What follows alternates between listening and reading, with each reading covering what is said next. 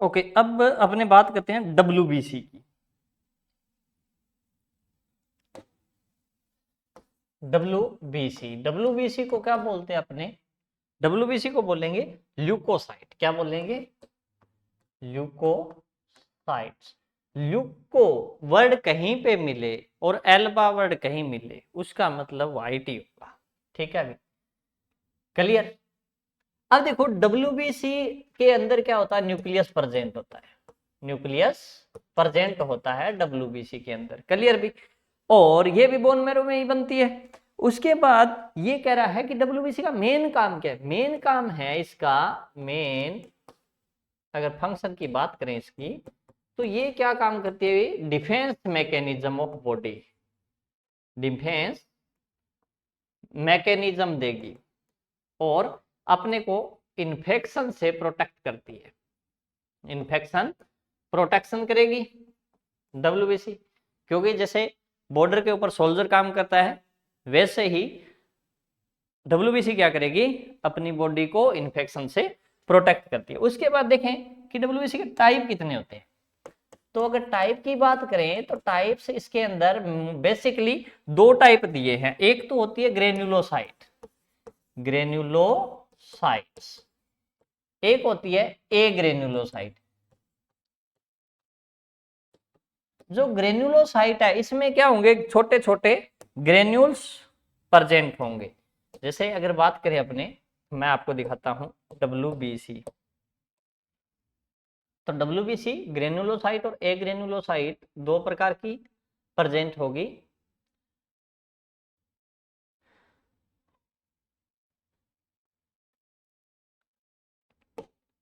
ये डायग्राम देखो, क्लियर दिखा? तो उम्मीद है पूरा क्लियर दिखेगा, बाकी आप पे देखने वालों पे डिपेंड करेगा। हाँ भी क्लियर दिख रहा है, स्क्रीन को सेट कर लेना। ये है ग्रेन्युलोसाइट। ग्रेन्युलोसाइट के अंदर आएगी न्यूट्रोफिल, इओसिनोफिल और बेजोफिल।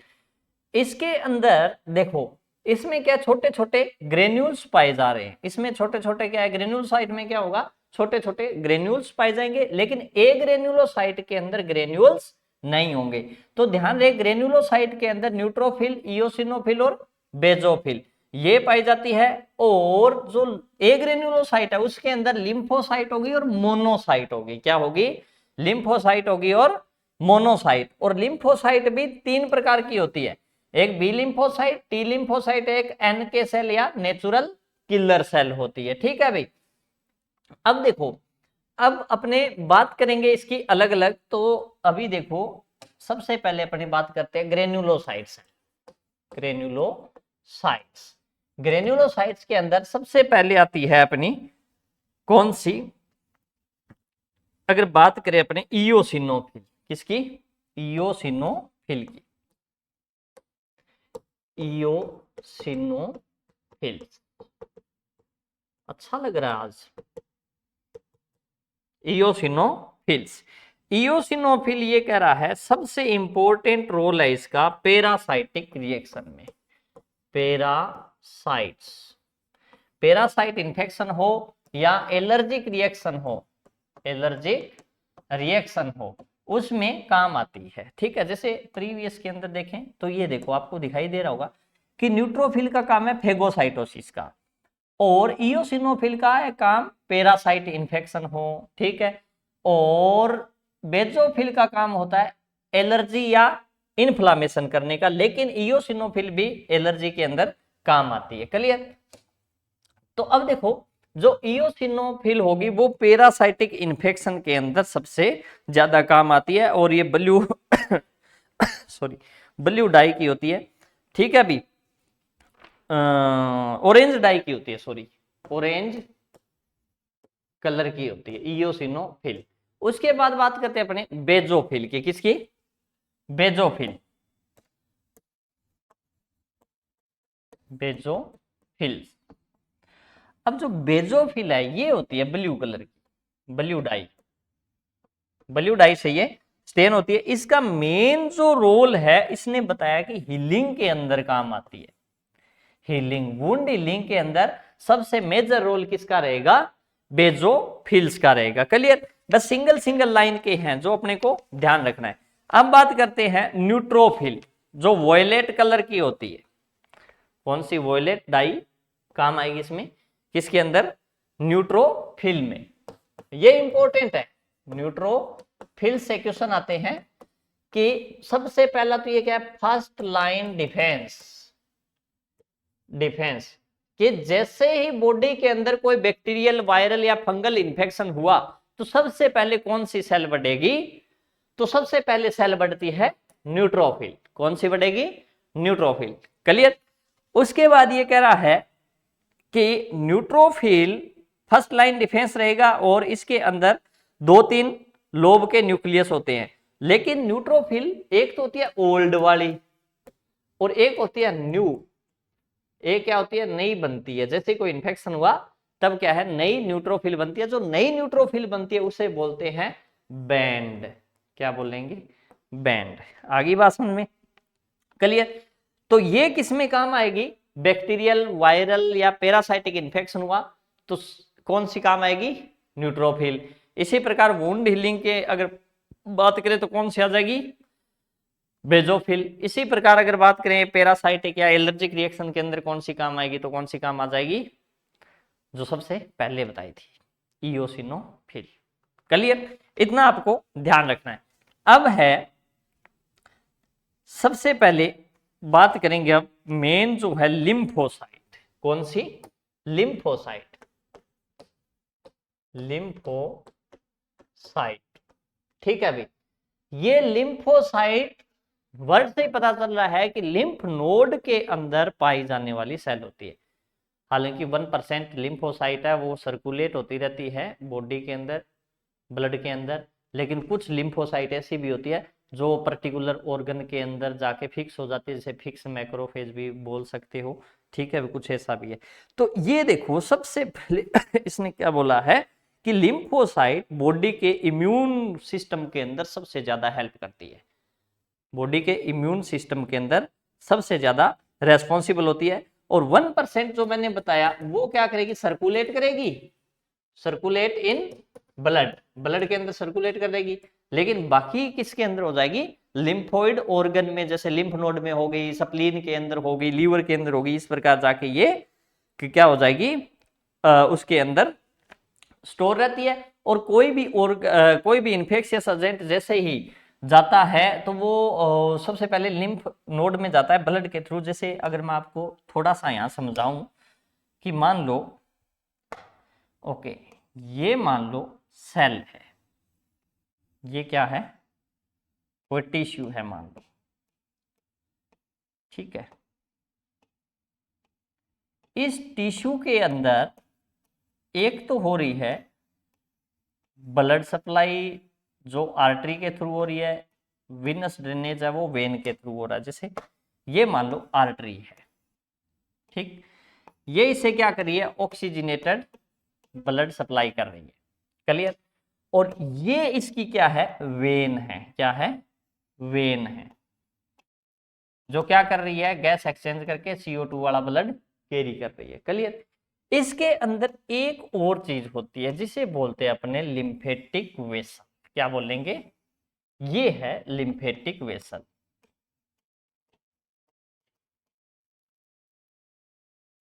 Lymphatic vessel. अब क्या हुआ कि कोई भी इन्फेक्शियस एजेंट अगर इस सेल के अंदर है, या कोई सेल डेड हो गई, या कोई सेल ने कोई टॉक्सिन बनाया है, ये सारे किसके थ्रू हो जाएंगे? ट्रेवल इस लिम्फेटिक वेसल के थ्रू। और ये लिम्फेटिक वेसल आगे खुलती है किसमें? लिम्फ नोड में। किसमें खुलेगी? लिम्फ नोड में। ये क्या है? Lymph node. इस लिम्फ नोड के अंदर मोस्ट ऑफ कौन सी होती है? लिम्फोसाइट सेल होती है। कौन सी? Lymphocyte cell. तो जो ऑर्गेनिज्म बैक्टीरिया आएगा, ठीक है अभी, वो क्या करेगा? इस लिम्फेटिक वेसल के थ्रू लिम्फ नोड में जाएगा, और लिम्फ नोड के अंदर लिम्फोसाइट सेल है, वो क्या करेगी? इसे उसका फेगोसाइटोसिस कर लेगी।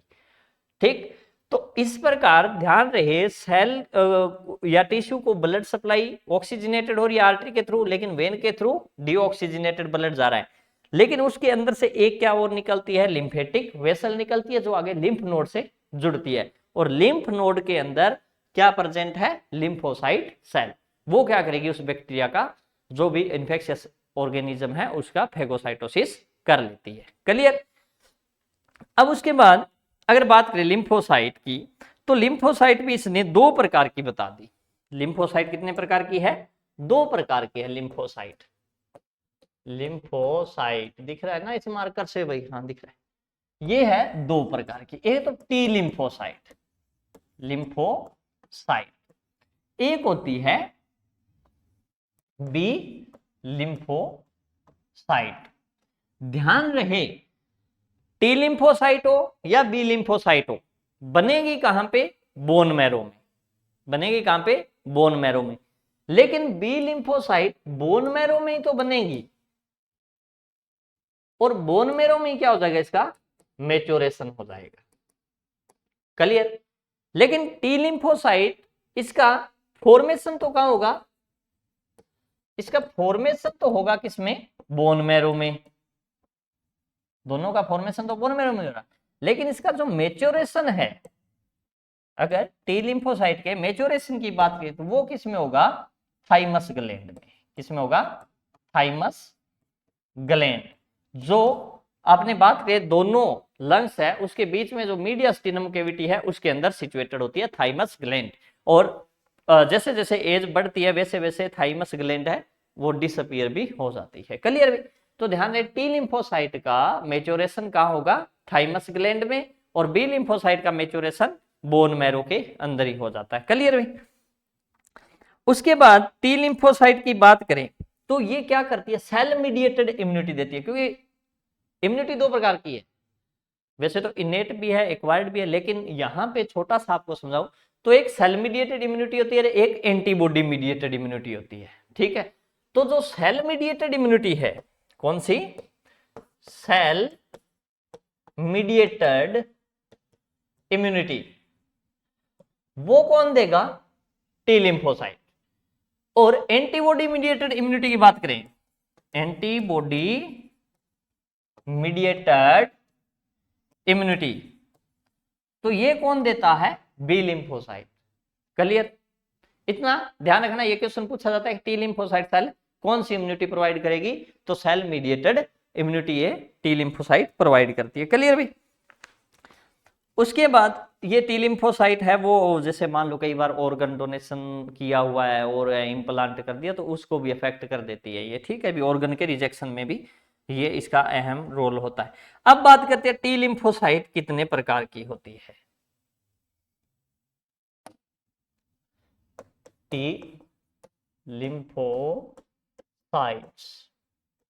के टाइप, तो सबसे पहले बात करते हैं, इसने बहुत अच्छा दिया है हेल्पर टी सेल। कौन सी, हेल्पर टी सेल, या इसे क्या बोल दिया, CD4 सेल। क्या बोल दिया, CD4 सेल।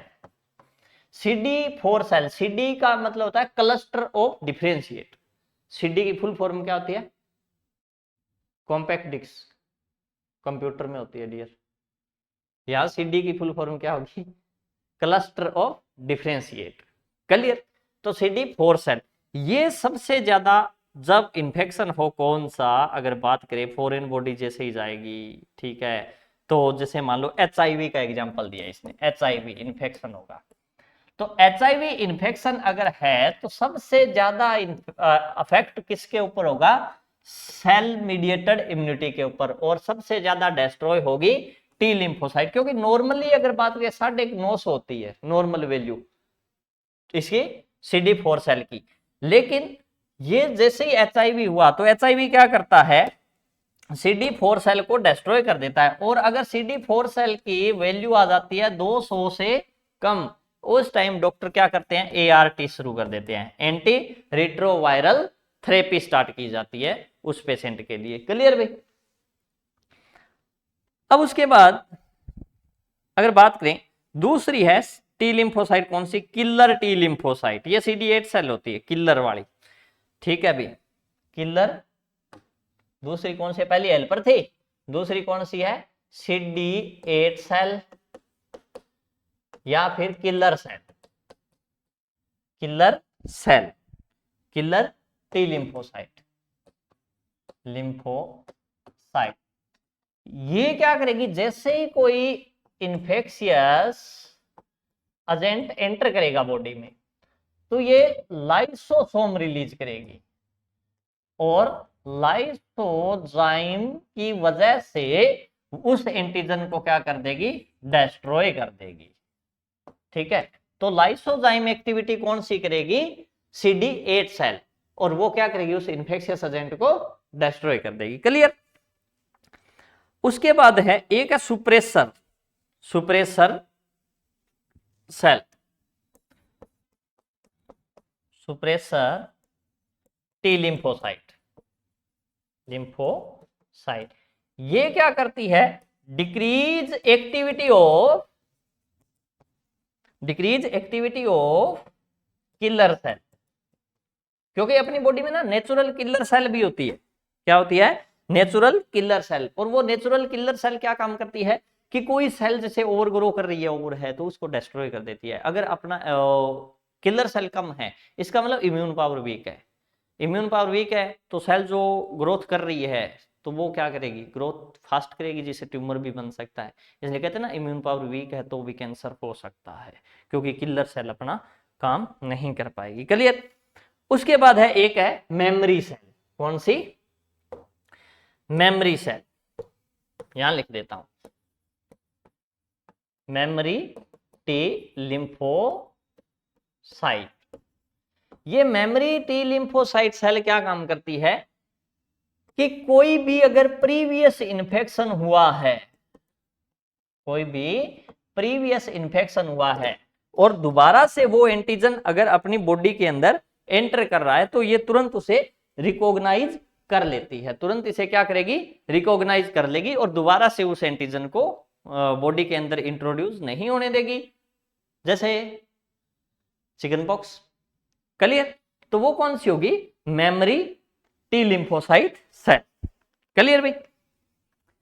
उसके बाद बात करते अपने बी लिम्फोसाइट सेल की। किसकी, बी लिम्फोसाइट। ये तो थी T lymphocyte. Clear.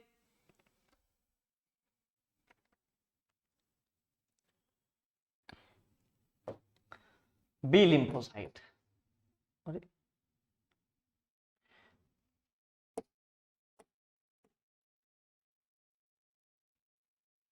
B lymphocyte cell, थोड़ा सा शायद लाइट का कट लग रहा है।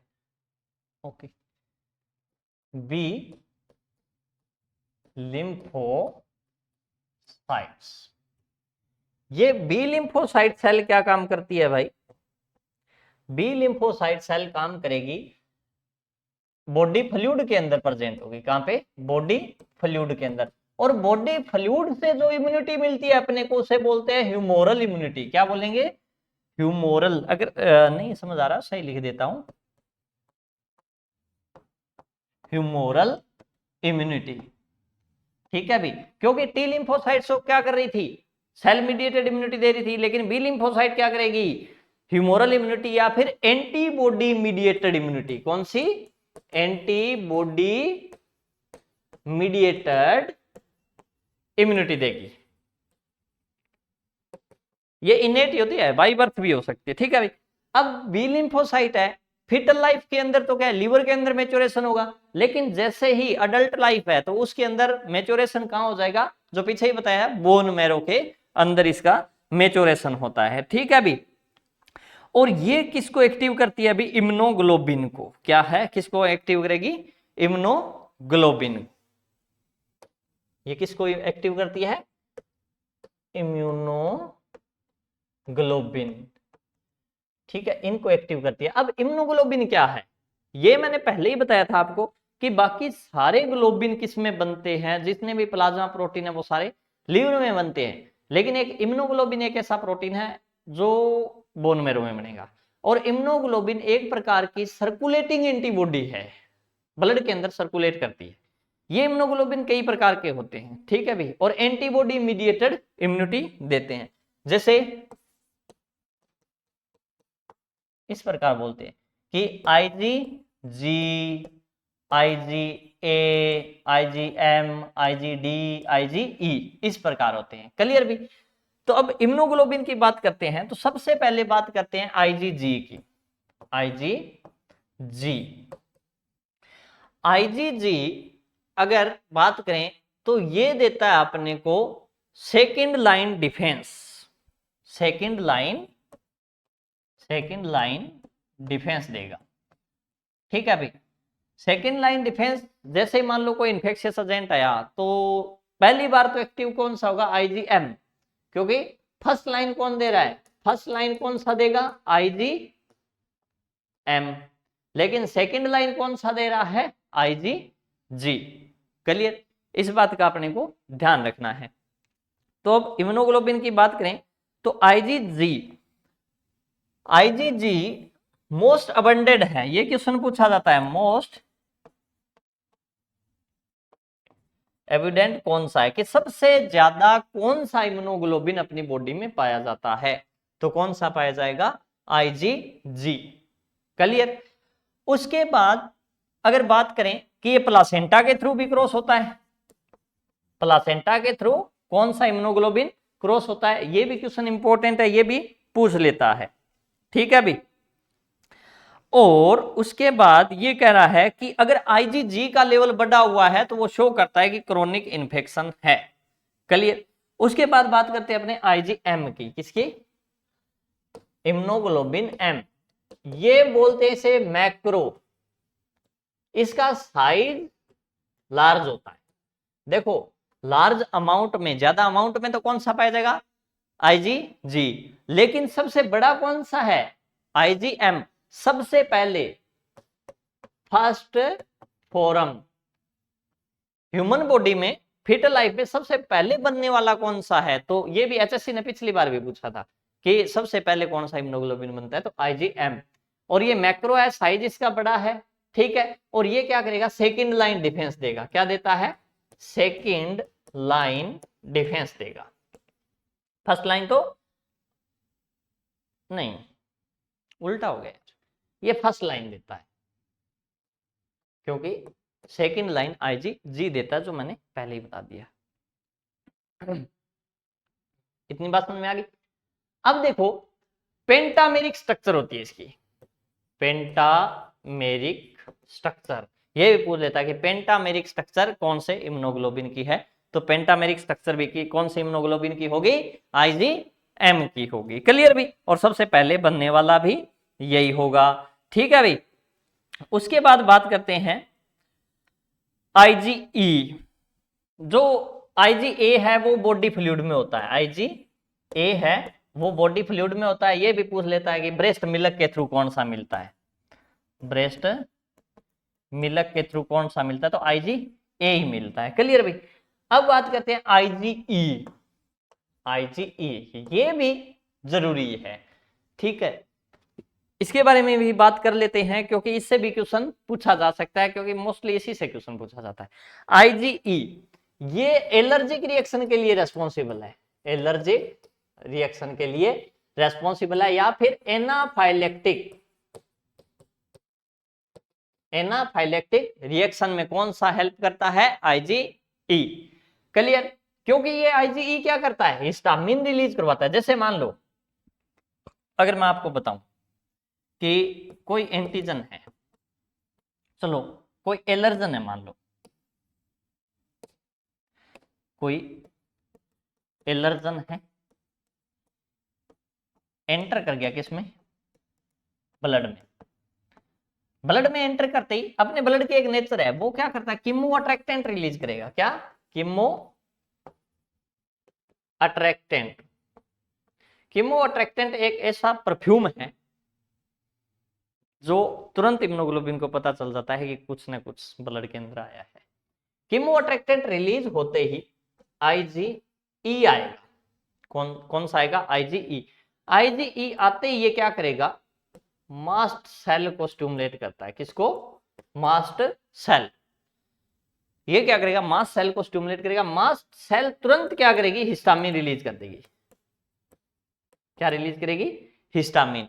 और हिस्टामिन रिलीज होते ही अपनी बॉडी के अंदर क्या है? जैसे sneezing, coughing, itching, hypotension, BP down हो जाता है भाई एलर्जी में। ठीक है, ये सारे फैक्टर, ये सारे साइन आने लग जाएंगे। इसे क्या बोल दिया? एलर्जी। ठीक है भाई, क्या बोल दिया? एलर्जी या एटोपी। क्या बोलेंगे? एटोपी। क्लियर भी? इसलिए ध्यान रखना, ये मास्ट सेल से हिस्टामिन रिलीज होता है, ये भी कई बार क्वेश्चन पूछ लेता है। इसलिए एलर्जिक रिएक्शन जैसे ही होगी, किस वजह से हो रही है? मेन कंपोनेंट कौन सा है जो एलर्जी कोज करवाता है? तो वो रहेगा हिस्टामिन। इसलिए क्या किया जाता है कि जैसे ही एलर्जी हुई तो अपने क्या देते हैं? Anti histaminic, anti histaminic agent. Anti histaminic agent में जैसे एविल है, डेक्सा है, ठीक है भाई, ज्यादा है तो एडीआर दे दो भाई, ये तो फाइनल है। ठीक है, एड्रेनलिन। क्लियर? तो आईजीई किसके लिए रेस्पॉन्सिबल है? एलर्जिक या फिर एनाफाइलेक्टिक रिएक्शन के लिए रेस्पॉन्सिबल है। आईजीडी की बात नहीं करेंगे, उससे कोई नहीं पूछता, बेचारा गरीब है, बीपीएल है बेचारा, क्या करे, एक दूसरे के साथ मिलकर काम कर लेता है वो अपना। अब बात करते हैं अपने मोनोसाइट की। अब बात करेंगे मोनोसाइट। अब देखो, मोनोसाइट सबसे बड़ी डब्ल्यूबीसी होती है, लार्जेस्ट डब्ल्यूबीसी, किडनी शेप का न्यूक्लियस होता है इसमें। इसमें न्यूक्लियस कैसा होगा? किडनी शेप का होगा। क्लियर? अब देखो, ये कह रहा है कि ये जो मोनोसाइट है वो अपनी बॉडी के अंदर सर्कुलेट करती रहती है 24 घंटे, लेकिन कुछ मैक्रोफेज जो है या मोनोसाइट है वो ऑर्गन के अंदर जाके फिक्स हो जाती है, उन्हें क्या बोलेंगे? Fix macrophage.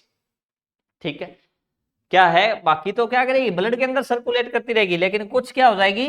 ऑर्गन में जाके फिक्स हो जाएगी, जिसे क्या बोलते हैं? Fix macrophage. क्या बोलेंगे? Fix macrophage. सुनाई दे रहा है? नींद आ रही है? मैं कौन सी लोरी थोड़ा ही सुना रहा हूं यहाँ पे जो नींद आ रही है। अब देखो, फिक्स मैक्रोफेज, जैसे मान लो कफर सेल, नींद तो खुल जाएगी आपकी, पेपर के 2-3 एम्स झटके देगा ना, एचएससी 2-3 बार झटके देगा, फिर पता चलेगा एज और निकल गई, तब नींद नहीं आएगी। कफर सेल लीवर में, इसी प्रकार माइक्रोगलिया ये होती है ब्रेन में।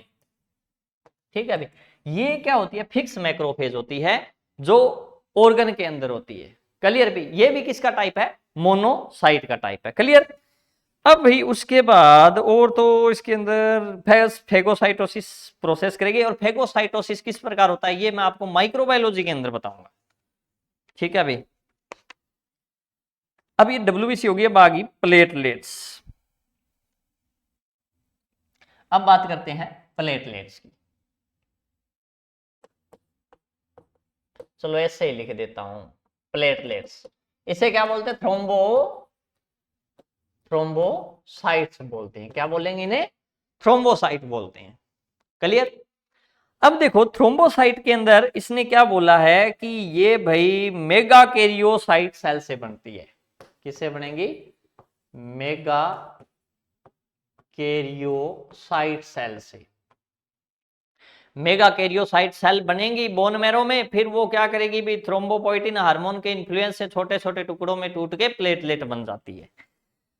अगर इसकी लाइफ स्पैन की बात करें तो भाई 5 से 9 दिन का होता है। लाइफ टाइम कितना होता है? 5 से 9 दिन का। ये एवरेज अलग अलग बुक्स में अलग अलग में मिलेगा, किसी में 10 दिन भी मिल जाएगा, किसी में 12 दिन भी मिल जाएगा, ऐसा कुछ नहीं है। ठीक है, इनका मेन काम है थ्रोम्बस फॉर्मेशन करना और ब्लीडिंग को प्रिवेंट करता है। क्या करता है? Bleeding prevention. नॉर्मल वैल्यू 1.5 से लगभग 4-1 लाख तक होती है इनकी। ठीक है भाई, अपने आप बन जाती है, घबराने की जरूरत नहीं, कईयों 20,000 तक आ जाती है। जैसे मान लो ये डेंगू हेमरेजिक फीवर है, एडिस इजिप्टी से होता है, ब्रेक बोन फीवर जिसे बोलते हैं, इनमें कम हो जाती है लेकिन बढ़ जाती है, कोई बड़ी बात नहीं है, ठीक है। इसमें भी न्यूक्लियस नहीं होता भी, प्लेटलेट में भी, क्लियर। और इसके अंदर काम क्या होता है अभी, इसका थ्रोम्बस फॉर्मेशन का होता है, बस ब्लीडिंग का ही, और बाकी कुछ नहीं है, ठीक है। तो इसकी इतनी बात थी। अब आ गया ब्लड ग्रुप। अब बात करते हैं ब्लड ग्रुप की। तो ब्लड ग्रुप के अंदर अगर अपने बात करें तो कि ब्लड ग्रुप किस प्रकार होता है, ब्लड ग्रुप, इसका ना अलग से वीडियो बनाते हैं भाई, क्योंकि ये वीडियो भी 30 मिनट का हो गया। क्योंकि आपको पता है फिर आप 1.5 करके देखते हो, और है आधा अधूरा समझ में आएगा आपके, लेकिन अगर आप अच्छे से ईमानदारी से देखोगे तो बहुत अच्छे से समझ में आ जाएगा, ऐसी बात नहीं है, ठीक है। तो इसका मैं लेक्चर अलग से रिकॉर्ड करता हूँ, आगे वाले वीडियो में डाल दूंगा।